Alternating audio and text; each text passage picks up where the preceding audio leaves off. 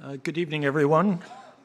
I'm Daniel Benjamin. I'm the president of the American Academy in Berlin, and I'm delighted to welcome you to tonight's lecture, How Tech Firms Shape Geopolitics, which will be delivered by Adam Segal, who is this semester's Richard von Weizsäcker Distinguished Visitor at the Academy. I guess it's about as timely a topic as you could imagine.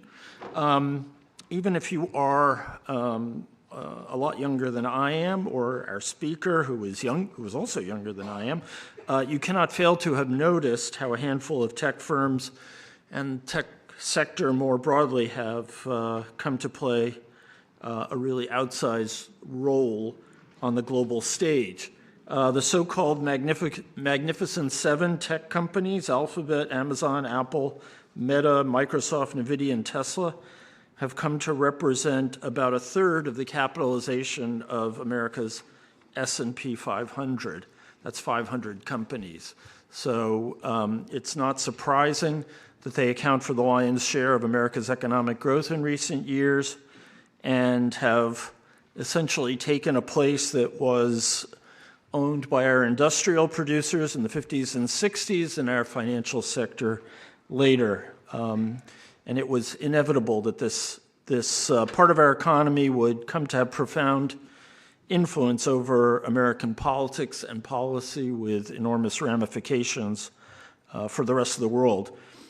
And what is really interesting, and I know this is at the heart of Adam's discussion, is just how rapidly this happened and how far the tech sector has traveled from a posture of disengagement and even standoffishness to being right in the midst of things, including throwing around truly spectacular amounts of money and thus influencing our elections in 2024 and by extension our policy. Anyway, it's an incredible story that it affects us all, and I know that the reverberations of this story are felt acutely here in Europe. Someone just handed me their iPhone and showed me a headline about the comments of the Kultur Minister today and about the baleful effects of tech on European society. Let me say a word or two first on this distinguished visitorship. The Richard von Weizsäcker visitorship was founded to honor the former German federal president and American Academy founder, whose personality and life's work remains really a beacon to people on both sides of the Atlantic. Consistent with the achievements of its namesake, the visitorship has been awarded to outstanding scholars and practitioners who are committed to the transatlantic cause. Richard von Weizsäcker visitorship was inaugurated by World Bank President James Wolfenson in 2007, and subsequent visitors included the late former chair of the Federal Reserve, Paul Volcker, Senate Majority Leader Tom Daschle, Strobe Talbot, a former boss of mine, White House climate advisor Gina McCarthy, Nobel laureate Stephen Chu, and just last year, the outstanding economist Branko Milanovic, who gave a terrific talk on global inequality, which is in many ways makes an interesting box set with tonight's talk. Let me just introduce our speaker. Adam Segal is the Ira A. Lippman Chair in Emerging Technologies and National Security and Director of the Digital and Cyberspace Policy Program at the Council on Foreign Relations. He's also a former senior advisor at the State Department in the Bureau of Cyberspace and Digital Policy, where he led the development of the U.S. international cyberspace and digital policy. And before that, he served as a project director for several Council on Foreign Relations task forces, confronting reality in cyberspace, innovation in national security, defending an open, global, secure, and resilient internet, and Chinese military power. Adam is an expert on security issues, technology development, Chinese domestic and foreign policy, and his work has appeared in the Financial Times, the New York Times, Foreign Policy, Wall Street Journal, Foreign Affairs, and all the other right places. Adam's most recent work is The Hacked World Order, How Nations Fight, Trade, Maneuver, and Manipulate in the Digital Age, which was published by Public Affairs in 2016. I think the title pretty much tells you what it's all about.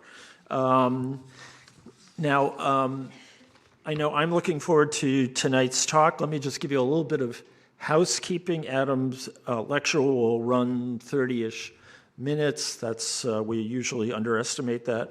And after that, I will join him on stage for a discussion and an audience Q&A.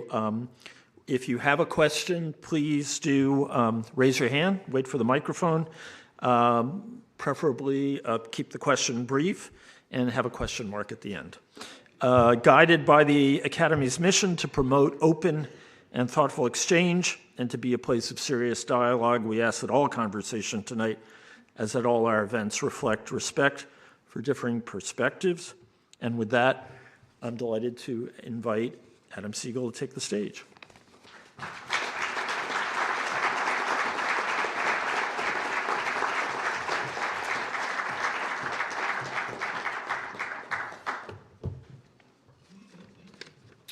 Thanks, Daniel, for the very kind introduction. I did not realize I was in such esteemed company with the fellowship.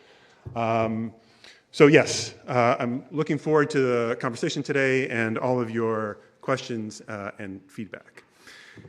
In February of 2025, Xi Jinping summoned China's tech leaders to a meeting in the Great Hall of the People. All of China's most important tech CEOs, Ren Zhengfei of Huawei, Liang Wenfeng of DeepSeek, among them, including Jack Ma of Alibaba, who had disappeared for almost 2 years, showed up in the hall where they listened to lectures, essentially from Xi Jinping and the other Chinese communist leaders. They were dressed in what we might call Chinese communist tech bro casual. So they weren't wearing their suits, they had no ties on, and they had kind of blue windbreakers on. But the message that they were sending was very clear. That message was 2 parts. The first was, we need you, right? We are engaged in high-tech competition with the United States, and we are going to support you. But the second part of that message was, remember who's in charge, right? We need you to do specific things, and we're going to tell you what those things are. 7 months later, in September of 2025, in the United States, President Trump had a very similar meeting. Right? He had a lunch with Mark Zuckerberg, Sam Altman, Sundar Pichai of Google. Tim Cook came. Tim Cook was so happy with that meeting, he came back in the summer to give the president a gold plaque showing his admiration for the president. And these 2 meetings, the optics of these 2 meetings, really raise interesting questions about the role and power of the firms, of the tech firms, right? If we had talked about the tech firms 4 years ago, they would have seemed untouchable, right? They were new powers on the global stage. They had resisted the first Trump administration on immigration policy, on cuts to basic science and R&D. Jack Ma was probably the most famous person in China, was like a rock star. But here they were seemingly bending the knee, or perhaps capturing the government, or maybe they were new powers unto themselves, or maybe they were something else. I'm going to argue they were something else. So there's a natural desire when we look at the firms and we look at the state to try to guess who's up and who's down, right? It's kind of like a sports book, right? Who's winning at that specific time, but that only gives us a picture at a moment about who has more power, maybe the state or maybe the firms. But to understand, I think, what's going on, we can go back to the 1970s and draw some insights from then. So in the 1970s, we had a very similar debate about the emergence of multinationals, right? Especially American multinationals, as they spread around the world. The UN set up a commission to study the new power of multinationals and the impact that they had on the developing world. Raymond Vernon, a very famous Harvard Business School professor, wrote a book called Sovereignty at Bay that talked about how MNCs were a direct threat to state power in a number of areas. There was one political scientist who thought this doesn't make any sense, a realist called Robert Gilpin. And Robert Gilpin said, look, we've seen this before. We had the British East India companies, the Dutch East India companies, we had the Rothschilds and other transnational banks, and now we have the multinationals. And the fact is that the reason that these companies have become so powerful is that the hegemons, right, the most powerful states, allowed them to do it.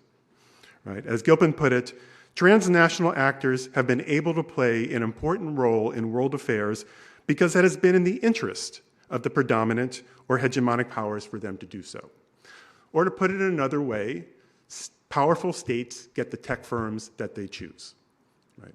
Now, those choices may not be wise ones, and they may have deleterious effects on foreign policy and democratic governance and other things, but I want to stress that the states, powerful states, especially China and the United States, still get to choose. Now, the firms have a high degree of influence in a number of foreign policy areas, including international alliances and the international governance of new technologies. But I'm just going to highlight two areas where we see the tech firms. The first is on defense, and in particular on cyber defense. This has been very clear in the defense of Ukraine. Google, Microsoft, CrowdStrike, and then Mandiant all have provided essential services to defending Ukrainian networks. Amazon Cloud Services helped essentially digitize and move all critical Ukrainian records into the cloud to defend them from physical destruction. And of course, everyone knows about Starlink and Musk. So at the beginning stages of the conflict, Musk provided free access to Starlink, which kept Ukraine on the internet and allowed forces to use those services. And then most famously or infamously, worried about escalation and that Putin would respond with nuclear weapons, he constrained the use of Starlink when the Ukrainians were planning an attack on the Crimea. Now, when that happened, the US government responded. Right? Colin Powell, who at the time was the Undersecretary of Defense for Policy, called Musk personally to talk to him about that decision. And Call told the New Yorker that he felt like he needed to make that call. And he explained it, even though Musk is not technically a diplomat or a statesman, I felt it was important to treat him as such, given the influence that he had on this issue. So the US clearly thought, here is Starlink acting as a foreign policy force, and we need to reach out to them. On the Chinese side, we can look at Huawei, right, the Chinese telecom provider and cloud service provider. And it has built, along with Tencent and Alibaba and others, what is known as the Digital Silk Road, right? So the digital technology side of China's Belt and Road Initiative, which is focused on infrastructure in the emerging world as well as parts of Europe. And those companies have done a huge amount of training, capability, transferring technology, and in the process, they have helped shape those local societies' views about how technology should be used, how open the internet should be used, norms around surveillance. So these companies have played an important role in helping shape China's foreign policy in the cyberspace area. How did we get here, right? And we're looking at a confluence of economic, technical, and some political factors. The economic technical factor is that the technologies, especially the ones that are defense critical, have shifted from, in the United States and in China, from the federal government funding to the private sector. Right? So all of the technologies that the United States has used the last 30 years to defeat its enemies, the internet, stealth, GPS, all of those started as in US labs, national labs, or funding through federal R&D, and then they were spun off on the private sector.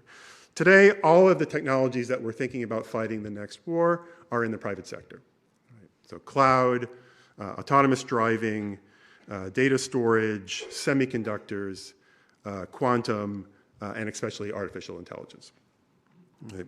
6 US companies, Alphabet, Amazon, Apple, Microsoft, Meta, and the Tesla SpaceX cluster, and 3 Asian giants, Alibaba, Huawei, and Samsung, last year generated $2.7 trillion in revenue, more than Italy's GDP, and spent $800 billion on R&D and capital expenditures, so more than most countries combined on R&D. This shift has happened in China as well. So the government used to fund approximately 75% of all R&D. Now companies fund about 60%, 70%. So it has also happened on the Chinese side.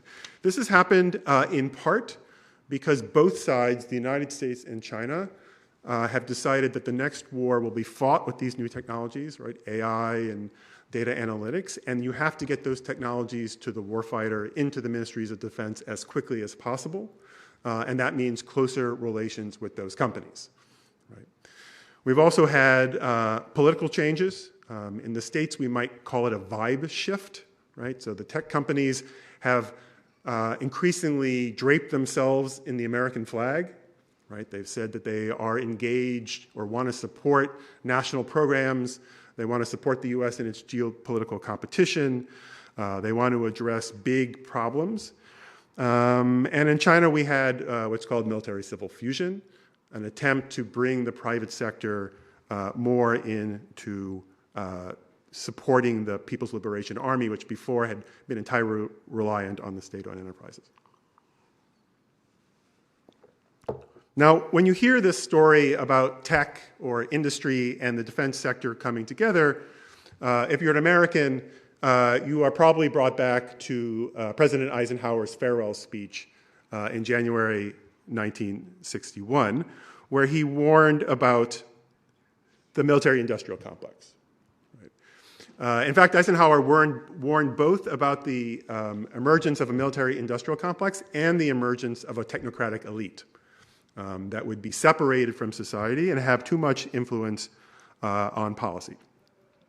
I think there are some echoes of what's happening, but the tech sector is a lot different than the defense sector that Eisenhower was worried about. First, the speed of development is much, much, much faster, right? The defense industries, Raytheon and the other big ones, were developing platforms over decades. Nuclear weapons essentially did not change significantly for decades, but we're now rolling out new models for advanced LLMs every 6 months, every 12 months, every 18 months. So the speed is much, much faster. Second, the firms that I've been talking about primarily, and I haven't talked, and we can talk about in the Q&A, companies like Anduril and even Palantir, which are what we would call neoprimes. They're basically focused on the government. The Googles and OpenAIs and Claude still think of themselves as primarily commercially focused, right? They think that most of the market is going to be in commercial use, not in government customers. And so they have to balance that as well. And many of those customers are global, right? So how do you walk that line? Third, the companies are competing for talent in ways that the defense contractors never did. And a lot of that talent doesn't want to work on defense contracting, right? We saw that happen in 2018 with what was known as Project Maven, which was using AI to help identify targets from surveillance cameras and others. And Google engineers said, we didn't sign on for this. And Google then let that contract expire.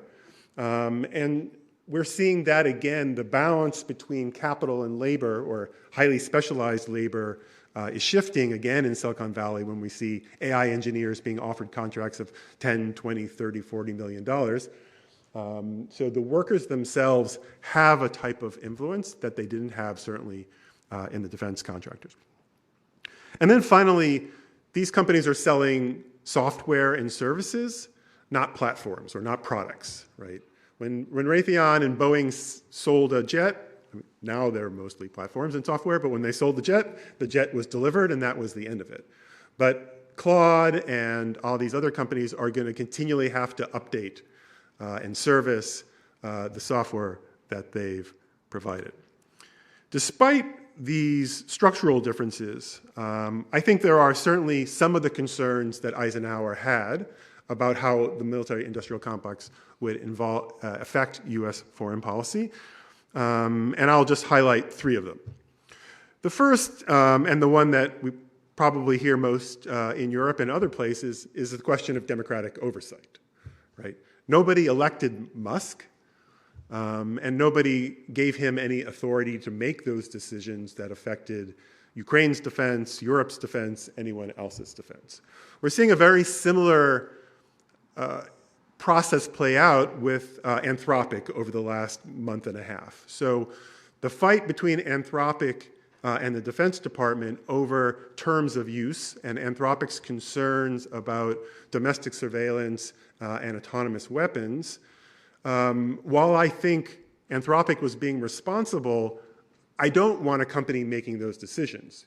The law and Congress should have made the laws that are clear enough to ensure that when the DoD buys a product, it is not using it in a way that violates U.S. law. We're seeing it again this week, or the last 2 weeks, with Mythos. So Mythos is the Claude next model that's coming that is going to have extremely destructive capabilities on cyber. It's going to allow very low capability actors to do much more disruptive attacks. Anthropic has decided to hold on to that model and only released it to a handful of American companies as they scramble to do the patching. Now, again, I think that is a responsible thing to do, but I would prefer if there were laws about model safety and access and other types of those decisions. And that decision so far, the only U.S. partner it has included is the United Kingdom. Right? So European partners have not gained access to the model or have Asian models. So democratic responsibility and accountability. Second, from an American perspective, we are seeing the politicization of U.S. tech that I think long-term is not good for it. Now, after Snowden and the Snowden revelations, of course, there was a lot of discussion about dependence on U.S. tech. What did that mean for surveillance capabilities? But a lot of those issues could be addressed, both by increased trust and some technological fixes. But what we're seeing now is as the companies increasingly throw their hat in with the Trump administration, more and more countries are thinking, do we want to be dependent on a firm that could be used as a tool by the Trump administration? Right? We've seen that in part with Microsoft in the National Court of Justice and the access to email, but for Europe and 70% dependence on American cloud providers, that is going to be a real top-of-mind issue, and one that is affecting India, South Korea, Japan as well. So long-term, I think the United States had always argued, don't let Huawei into your stack. You can't trust them. Because of the national intelligence law, the Chinese government will come to Huawei and say, you have to do those things. That is a much harder argument for the US State Department to make now about US firms. Right? So the importance of trust, I think, has been significantly damaged. Third is in the area of international governance for these new emerging technologies and AI in particular. And the firms, in my view, have played a huge role in accelerating what we may call an arms race between China, right? Because the firms are so worried about competition domestically from their competitors like OpenAI and Anthropic, but also that the Chinese are going to get to those models first, they have somewhat honestly admitted that they often have rushed out models because without the security and other types of checks that they would do to make sure that they were first to market. And that has made any type of cooperation around international governance of those norms is much, much harder. And I'll just say all of this is more of a challenge for Americans' friends and allies, right? My argument is that the US and China have tools to use against the firms, much harder if you're not those countries to develop those tools. So let's go back to Gilpin, right? So if we think about who's up, who's down, Gilpin reminds us that the states have powerful tools if they want to use them. And we have started to see that, right? Xi Jinping, in what was known as the techlash, wiped off about $1.7 trillion in value of tech platforms in China as he refocused them on hard tech, semiconductors, and other things. President Trump has taken a stake in Intel. He's taken a government stake in rare earth producers. And the US government threatened to use the Defense Production Act against Anthropic to force it to do what it wanted. So those tools exist, and the government can use them if they want. Now, using those tools for out of geopolitical competition reasons or self-interest or corruption reasons is not the same or as good as using them out of democratic accountability, right? When Eisenhower warned about the military-industrial complex, Eisenhower's answer was an alert and knowledgeable citizenry. Right? They had to be mobilized to hold the firms responsible and accountable. That has not happened in the United States so far, right? The US public essentially allowed Congress not to make laws, data privacy laws and others around social media. That may change around AI. Right now, in the most recent poll, 75% of Americans think that the government is not doing enough to regulate AI. Over the last year, over $50 billion worth of data centers have been blocked by local communities who are worried about the environmental and energy costs. And even though the White House does not want states to promote their own AI legislation, all 50 states have introduced some type of regulation around AI. So that may change. If it doesn't, though, I think for American firms, they're going to find that other countries around the world are going to be looking for the tools. They're going to look to try and copy what the big powers do. And the world for the US firms and for the Chinese firms as they go into the future is going to be much more fragmented and contested than the one they dominate now. I'll stop there. Thank you.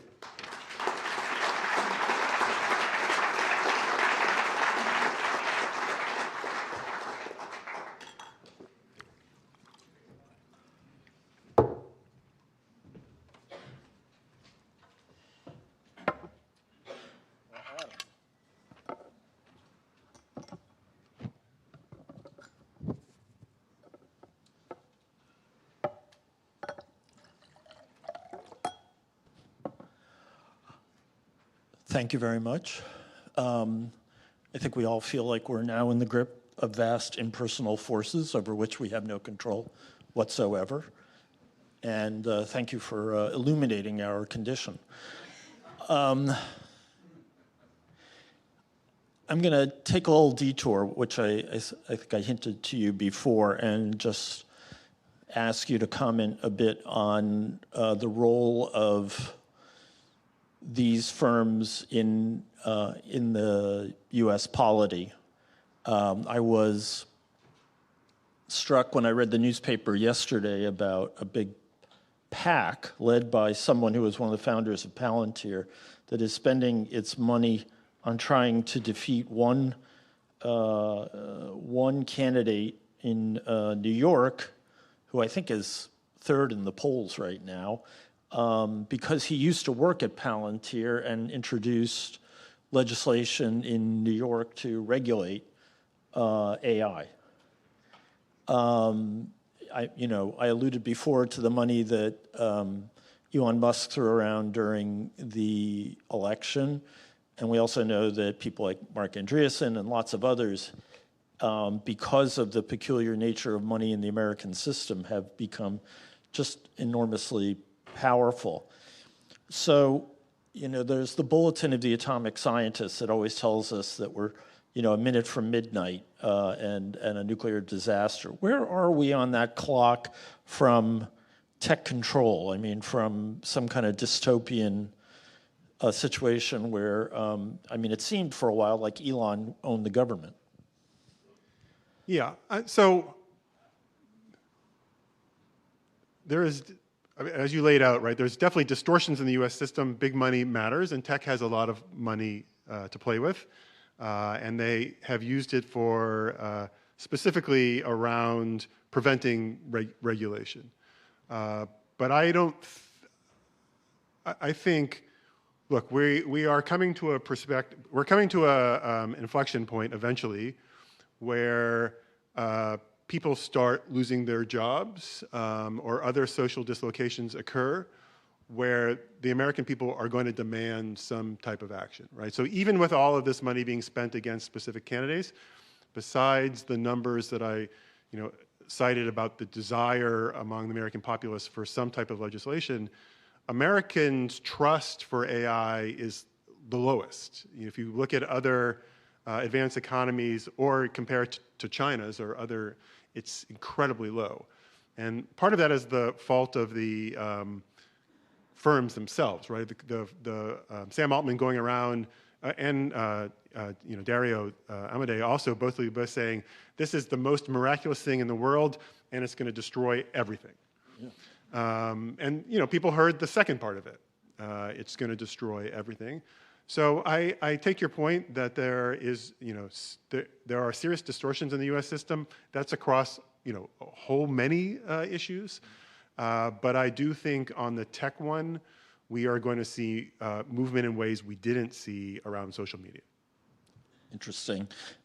Just to add to those various quotations, I think I came across the same remarks from Alex Karp about, basically if you want to have a future, become a plumber, and everyone else was going to be roadkill, which is kind of disappointing. I mean, I'm headed for retirement, but I don't know about lots of other people. So what is your advice to our audience and the larger audience of Europeans who are looking at these velociraptors on the landscape and wondering how they're going to deal with them, these behemoths that they seem to have no control over unless they flex an awful lot of political will? Yeah, so long term, of course, there is the desire for the Euro stack and digital sovereignty and all those other things. My sense is that that is a long-term desire, and the money and the capacity and the mobilization is not there yet. And it's a question if it will ever be there.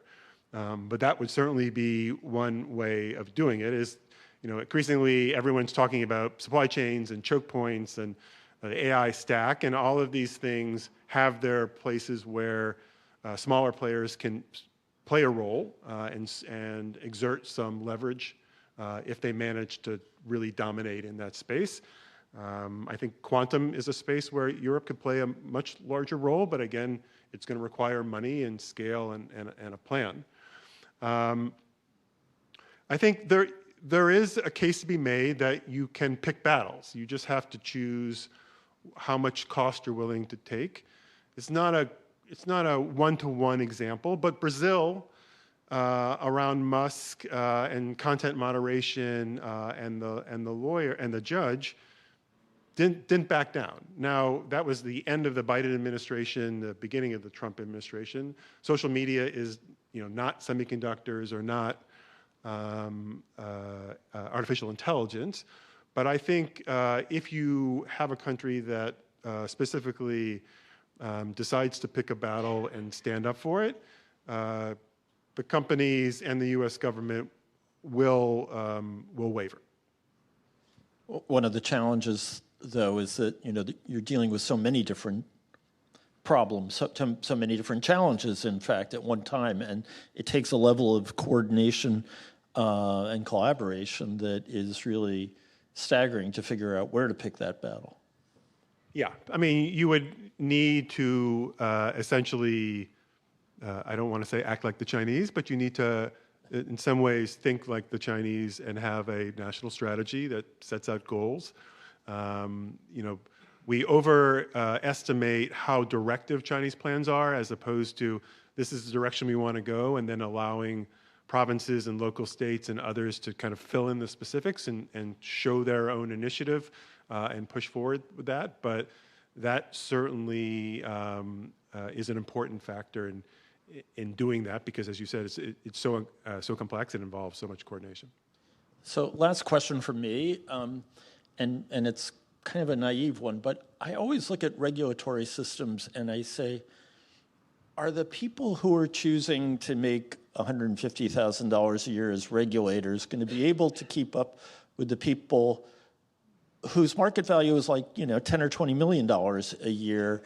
And are they going to be able to actually figure out what the real problems are and where the vulnerabilities are and what they should focus on? And whenever I think about this problem, I think about subprime mortgages, where the regulatory structure just completely fell down on the job, and the next thing you know, we had the worst financial crisis, in some years. So my answer is yes, but. I mean, so I had that view that, and I think it's based in reality, is that government has a real problem keeping up with technological change. There's not the expertise there. But in my brief time in the State Department, I met lots of people who really knew what they were doing, and if you needed an expert on something, you could find somebody who had been working on it for 20 years and was at the cutting edge. And those people stayed because of mission, right? They were probably making a decent amount of money, but they weren't making $10 million. But mission mattered, right? I don't think you can downplay that people really felt like they were part of something larger. Now, under the Biden administration, they tried to create an AI center that essentially would answer some of these questions, right? How safe are the models? How accountable they are they aligned? And unfortunately, and that was going to be an international network, so there was one in the UK and others that grew around the world. Unfortunately, the Trump administration essentially changed the safety center into an innovation center and changed its focus. And then DOGE and everything else that's happened with the Trump administration has meant that lots of expertise has left. I think you could get it short term, right? I think you could still get lots of technologists and tech specialists and say, come to the US government for a year, 14 months, 2 years, you'll really be helping the mission, then you'll go back and you'll make your millions. Like, there's plenty of people, I think, who would do that. Yeah. Well, you, I think, hit the nail on the head. And from my own time working with what we used to call the propeller heads in government, they were always, remarkably focused, mission-driven, and, often just extraordinarily gifted. But still, I fear that the competition is becoming insane. All right. Let's open it up. The first hand I saw was right there. Please wait for the mic. Thank you very much. That was not only brief, but thrilling. It's a two-parter question. You had already touched on the fact that, essentially there's no government oversight, and it's been by default in the hands of CARP, Amodai. But there's this factor that I find very interesting in the debate between Amodai and Altman, is this question of safety. Is safety gone now? Is the first question. And the second question is, I think it was Roland Busch, the CEO of Siemens today, said the EU has to get rid of the EU AI Act, otherwise we're dead fish in the water. Do you agree with that sentiment? If not, can you sort of explain? Is there some decency behind Europe actually legislating when everybody else isn't? So, yeah. No, I don't think safety is completely gone. I mean, I think Anthropic has clearly marketed itself as the more safe company and the company that is thinking more about the security and safety of those models. You can question, is it marketing? Is it, how committed they are to it? But I think So far, they have pretty much put their money where their mouth is. You know, Altman, it's very hard to tell because he often changes what he says depending upon the room. They have also talked more about security and safety, but I would be much more comfortable with some outside accountability and transparency. And you know, the California AI law was an attempt to do that. I think we'll see more of that at the state level, and I'm hoping that will pressure on the national level. I think a lot of the initial concerns about how do you define safety, and they were focused on model size and a lot of those things, which people said was going to slow innovation. I think those can be addressed, which I think gets to your second question. I guess my answer would be no. I wouldn't say you want to completely throw out the AI Act. I think there was certainly some reason for revision of it. My understanding of it was way too broad and was going to have a slowing effect on innovation. But we forget the Chinese have lots of laws around AI. They have, you know, really tight restrictions on deep fakes and all of the bad social things. I mean, of course, often it's revolved around, you know, socialist morality and things like that. But that hasn't slowed Chinese firms down on the innovation side. And I think, you know, once you have predictability, then that regulatory environment can encourage innovation as much, if not more, than absolutely nothing. I'm going to go all the way in the back.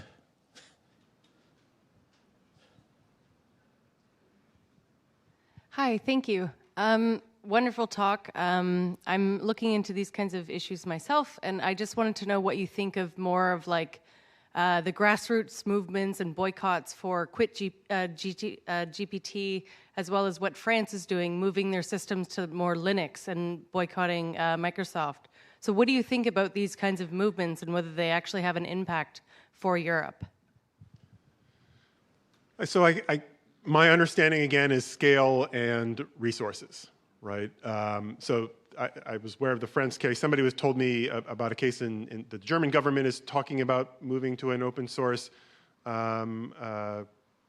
operating system, but 40 people or something are using it now. So, you know, not a lot of people inside the German government. I know there was one of the parts of a Dutch agency, you know, moved to Linux. So I think you're seeing, I would describe it as grassroots, like you did. But to have a real impact, it would have to be at scale, and you would have to put real money behind it. Sure. Wait for that mic. Thank you. I have two questions. The first one is, you seem to imply that the defense against this tech overreach will come from the democratic process.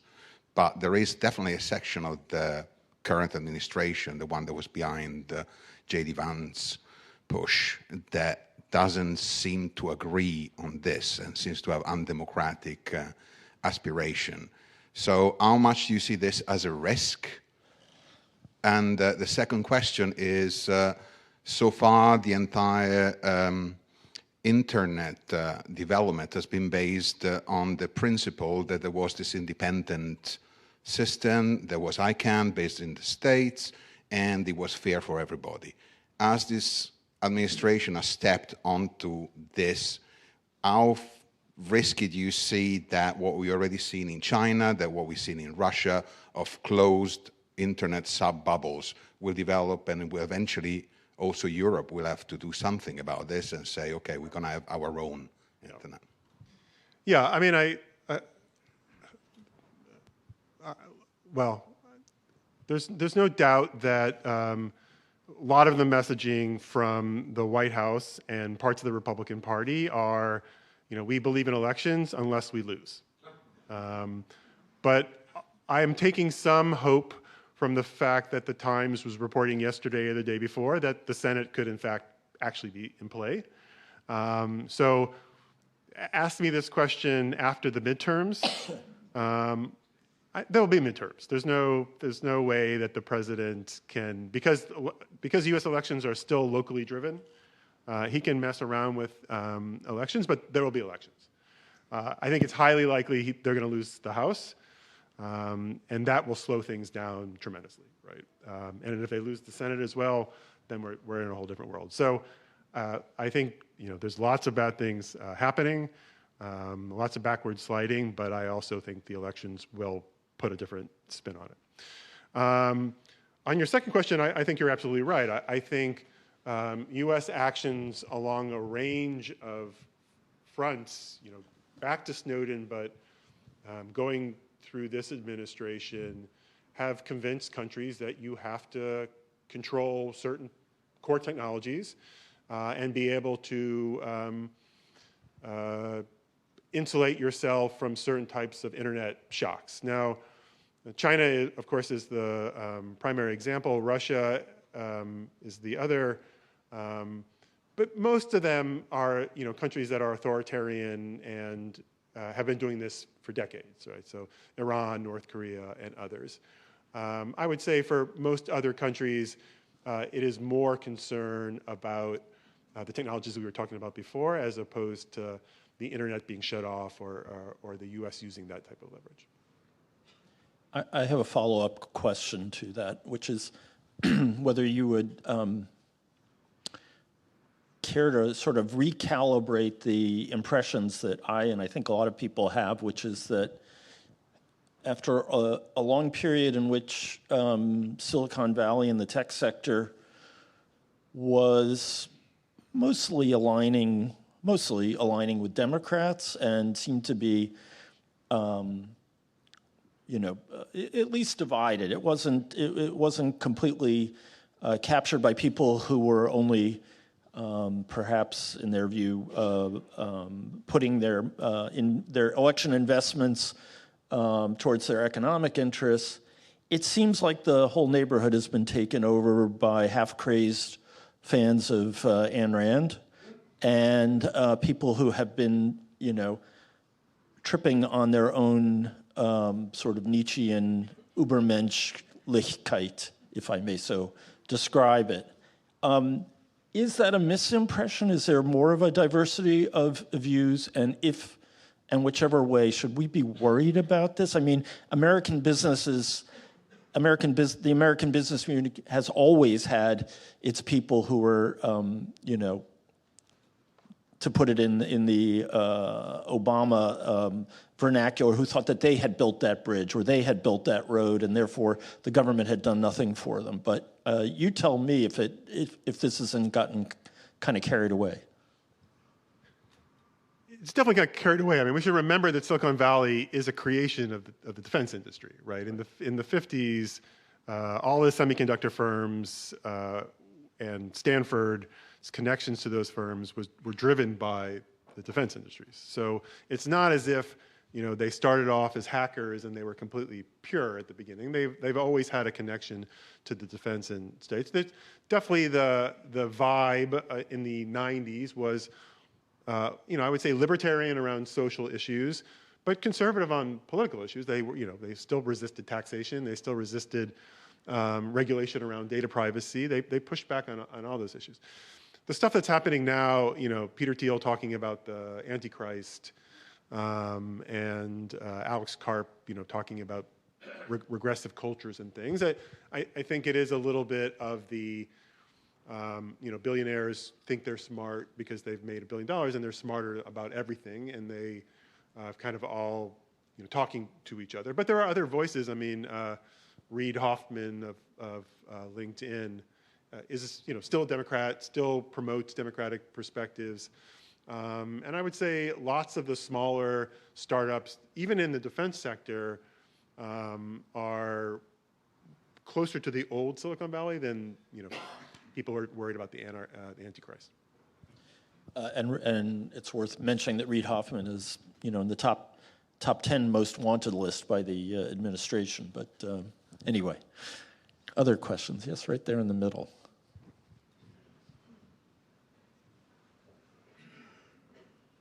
Yeah, thank you. My question goes into a very similar direction. So we have 7 big companies and 3 big universities, Stanford, MIT, and Harvard, that seem to be governing the talent pool, or the one producing the talent pool and the second one taking the talent pool. What does it mean for democracy if we have all these 3 liberal universities and so anti-liberal outcomes in the tech industry? What is the role of universities in that interplay? Yeah, I mean, it's a real problem because the universities can no longer compete on the spend, right, on the infrastructure spend. And so not only the students, but the professors themselves increasingly are, should I go work for Amazon for $1 million or $2 million? So the concentration of resources, I mean, I'm very, in the American context, Brandeisian about this, that concentration of economic resources is bad for democracy. And I think that is similar. I think it's hard to say with the younger generation of talent that's coming out, how much they are socialized yet by the companies, right? They, historically have been much more liberal, and they have, in many instances, pushed back. I mean, I think it was good, a good sign, for example, with the conflict between Anthropic and the Defense Department. There was a lot of pressure inside all the other companies for them to stand with Anthropic, and that was what happened. Those companies did, in fact, submit amici curiae, and so I think they're still trending liberal, and that there could still be tensions inside the companies. Right here, please.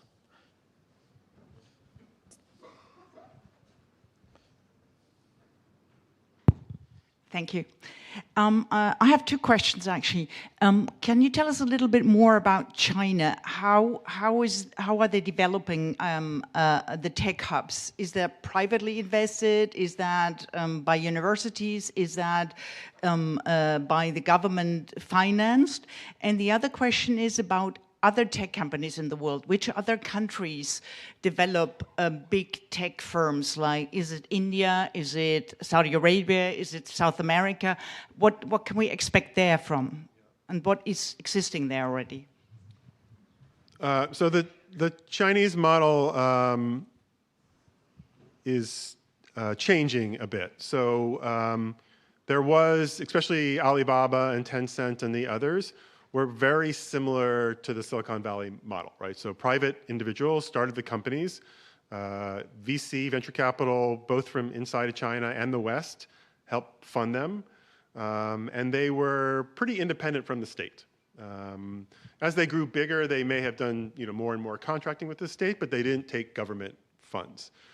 After the techlash that I mentioned in my talk, you had a dramatic drop in private venture capital. And you had the rise of lots of guided venture capital from the state, because the state very much wanted to move Alibaba and Tencent away from social media and online shopping and have them invest in chips. Right? Because of US export controls and other things, they said, we need you to invest in hard things. It's great you brought the prices of cabbage down, but we need you to invest in hard things. And so they started shifting those things. Now, if you're a small company, you probably start off private, but if you grow larger or have a technology the state is interested, you're going to attract the attention of the government. So DeepSeek is probably right now the most illustrative example. So DeepSeek is the large language model that shocked lots of people in the West because it was so competitive with Anthropic and OpenAI, was not trained on US chips, seemed to use less energy, all those things. That was a creation of a private hedge fund, right? The hedge fund owner.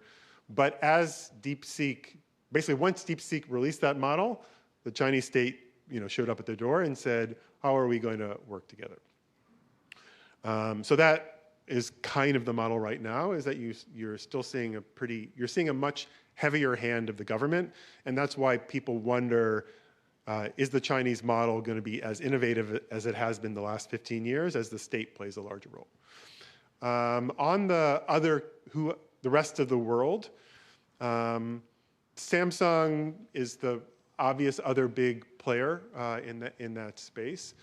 A lot of it is going to depend on how AI actually develops, right? So there is still in the U.S. companies, and the U.S. has been dominated by the argument that scaling laws will hold, right? So as the model grows bigger and bigger and bigger, it becomes more and more effective.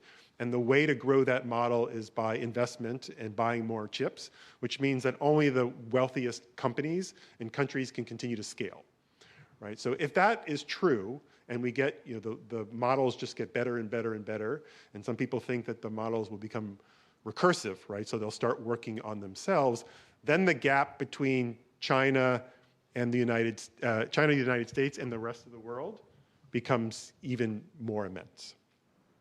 If, however, you think that AI is what some people have called a normal economy, a normal technology, that it'll be used, there'll be lots of different models, open source models will compete, then you can imagine lots of different players, right? You could have people that are producing small models that are very specialized, that are important, and that's what India is betting on, right? India has invested in large language models, but only one really, but it is basically saying our competitive advantage is data, right? We have so much data.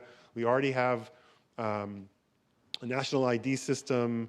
Everyone buys things on their phone. We have so much data, that's going to be our strength, and we're going to build the firms there. So I would say right now, I don't know what the rest of the world is going to do, but a lot of it depends on which of those two visions of reality turns out. Do you have a bet? I used to be in the second camp, but then I spent a lot of time with people in the first camp, and now I think I'm in the first camp. Environmental influences, yes, right here. Thank you. So you mentioned that earlier that currently market incentives are sort of preventing international governance efforts. Is there such a movement currently? Who's spearheading it, and what would it take for it to succeed? International governance? Yes. Yeah.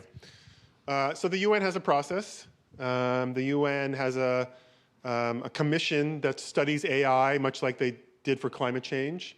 And they also have basically an annual meeting that happens. But the U.S. government made it very clear that they were not going to pay any attention to the UN. There are a series of meetings that have been kind of global convenings. So the first one started off. Where's the first one? Anyways, it's moved from Paris, and the last one was in India. Again, the problem was this first series of meetings were focused on safety. So it was all about AI safety. And then at the Paris one, the French basically said, all right, safety is important, but let's start focusing on how we apply AI and its economic use. And again, the US showed up and said, yeah, we're not talking about safety. And then the last one in India was totally focused on innovation. There was some safety talk, very little, but something. So that international convening is not the space. There are lots of NGOs involved in this space trying to put together what are often called track 1.5s. So you have like an NGO in the room and then some government officials in the back seats, and they kind of listen. Those are still kind of happening. US, China, India, those kind of things. And the US and China did come to an agreement about AI and nuclear weapons. Under President Biden and President Xi, we both said, do not use nuclear weapons, do not use AI on decisions about when you should use a nuclear weapon. We both agreed that's a bad idea. But other than that, there have not been much progress there. So the question is where that's going to come from, I think is a very good one. The firms have thrown some ideas out there.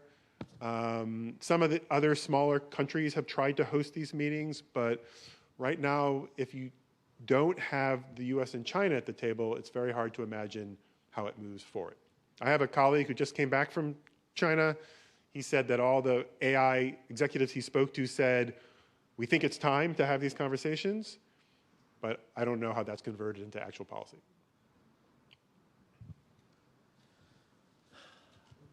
Over there. Sir, whoever's got that hand up.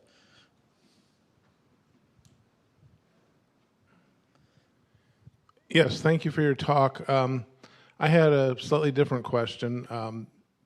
Early in the Trump administration, we had Doge go in and take Social Security and IRS records, and we know some of them were smuggled out.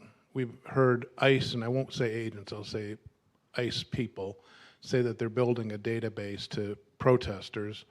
What do you think the potential for a big brother system with all this big tech is?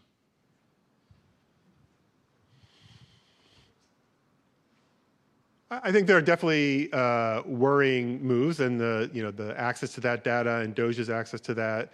I mean, that's what Palantir in large part does, is build systems that connect other data systems and allow you to move fairly seamlessly across them and make correlations and connections that you wouldn't have had before. I guess I would be, I think it's unlikely that the U.S. government would ever have one place for that, just given how the U.S. government works. There would be too much bureaucratic infighting about it. And I think there is, again, Congress has stepped back from its responsibilities on oversight for lots of things, but a database on Americans would be the type of things that it would be hard, even for Tea Party and MAGA people, not to have some say into. Okay. Right here. Thank you for the presentation and the conversation. My question is about export controls, and also bringing that back to, I guess, state-market relations. On the one hand, we see that there's some legislation in the U.S. being proposed to, I guess, further restrict semiconductor manufacturing equipment exports also from Europe to China. So that signals, I guess, more state control over that. But there's, on these GPU semiconductor exports, there are, of course, companies who would like those removed, and they seem to have a lot of impact as well. So what do you think, where do you think that will be going? Yeah, nice to see you again. Yeah, there's clearly a battle going on in the Trump administration. As you said, there is a group around David Sachs and NVIDIA and others who argue that we want to diffuse the technology as quickly as possible, that would somehow make China dependent on it. And then there are still parts of, I would say, the China hawk security community who are thinking about export controls. I think a lot of it is going to be dependent on the summit. So right now we're kind of at a standoff between those two forces. I think there's going to be lots of legislation that's being prepared. You already mentioned I think it's called the Match Act, which is about semiconductor equipment. So all of that will be there, and it's very hard to predict how the president's going to respond to anything. But if the trip doesn't go well, then there'll be lots of people who will say, we have all these tools, we need to use them again. I think the one thing hanging over them, of course, is the Chinese ability to retaliate with rare earths. So, for some reason, the administration kind of wandered into that without realizing that tool was there. They will be more hesitant this time to do it, but I think they'll still be. If the meeting doesn't go well, pressure will start bubbling up to start using those tools again. Rare earths, the Strait of Hormuz. It's funny how they keep missing those. Yeah. Okay. How about back there?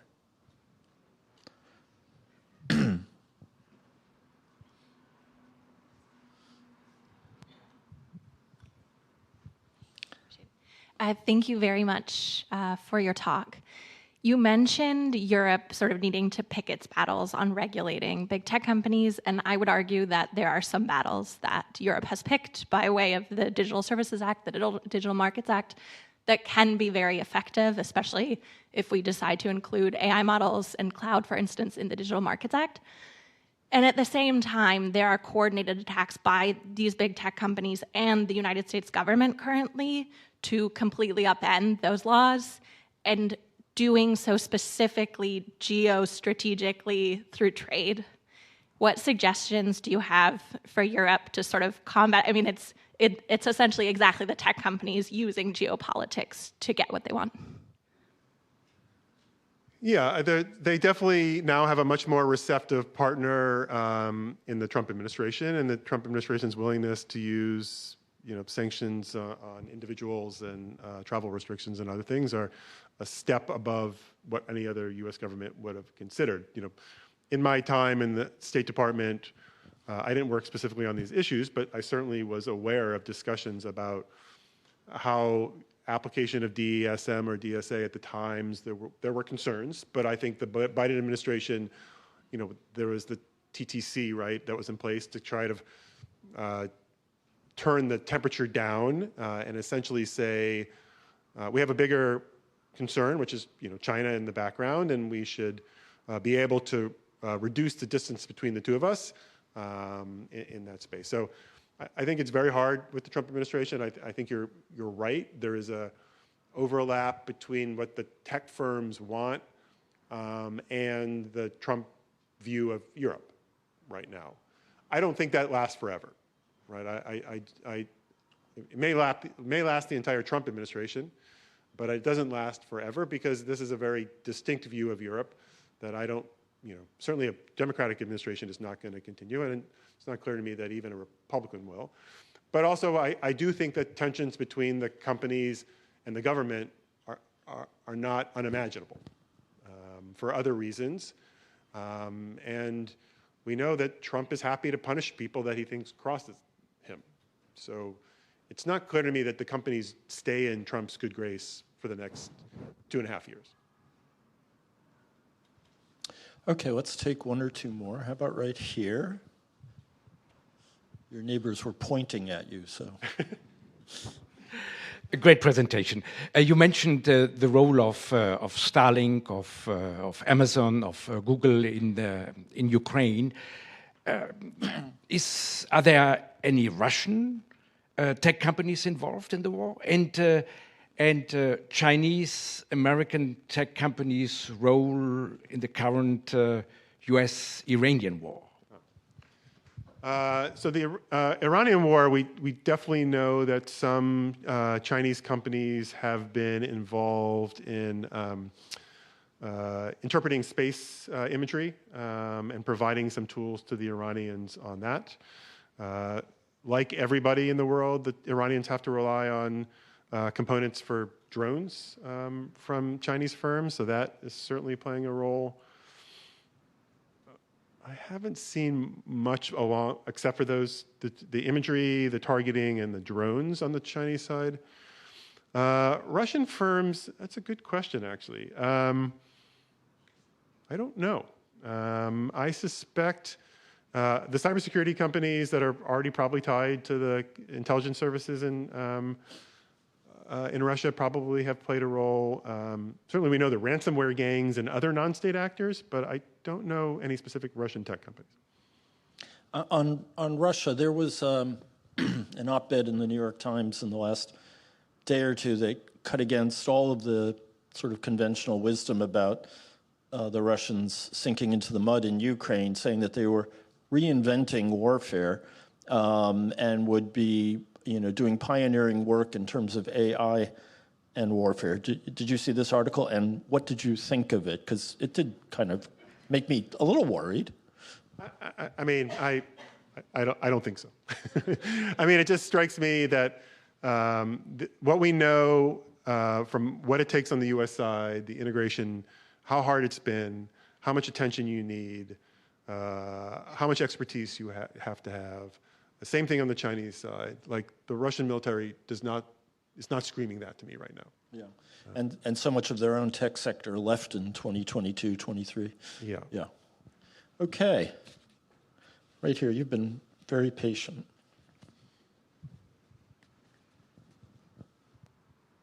Yeah, so thank you.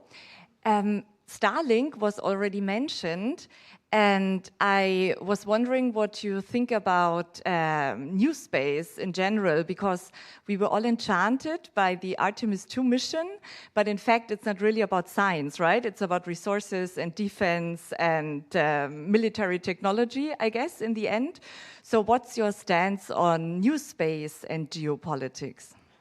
I'm sorry, new space, use space. I'm sorry, I just didn't understand the. So I mean new space. So all those new companies like new Blue Origin and SpaceX and so forth. Yeah, I have not spent a lot of time looking at the space companies. I think it is a mix, as you said, of resources, military competition, Messiah complex about saving humanity and us colonizing Mars. Again, if the Trump administration was serious about any of these goals, they would actually have to spend some money on NASA, as well as all the other scientific processes that they cut. So I think this is an area actually where the firms have captured a lot of attention because the Trump administration is just happy for them to kind of push this envelope and say, oh yeah, we're leading the space race. But doesn't have a very coherent plan right now because it has so seriously kneecapped itself around NASA and other space agencies. Right, and just cut the budget 20-30% or something like that. Yeah. Well, outer space is a great place to stop.